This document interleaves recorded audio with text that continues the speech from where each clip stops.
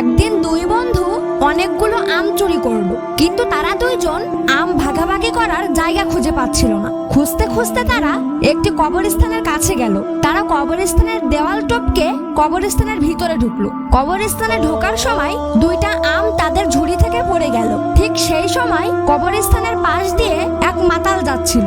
মাতাল যেতে যেতে শুনতে পেল কবরস্থানের ভিতর দিয়ে শব্দ আসছে, এটা তোর, এটা আমার, এটা তোর, এটা আমার।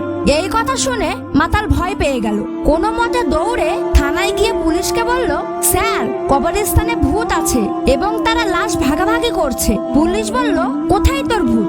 ভূত আবার লাশ ভাগাভাগি করে নাকি? মাতালের খুব জোর করার কারণে পুলিশ গেল কবরস্থানে। কবরস্থানের পাশে গিয়ে দেয়ালের ভিতর থেকে পুলিশও শুনতে পেল, এটা তোর, এটা আমার, এটা তোর, এটা আমার। পুলিশও কিছুটা ভয় পেল। ঠিক সেই সময় দুই বন্ধুর মধ্যে একজন বলে উঠল, দেয়ালের ওই পাশের দুইটাকে কি করবি? ব্যাস, পুলিশ আর মাতাল ভয়তে দৌড় দিল। বন্ধুরা, গল্পটি কেমন লাগলো কমেন্টে জানাবেন।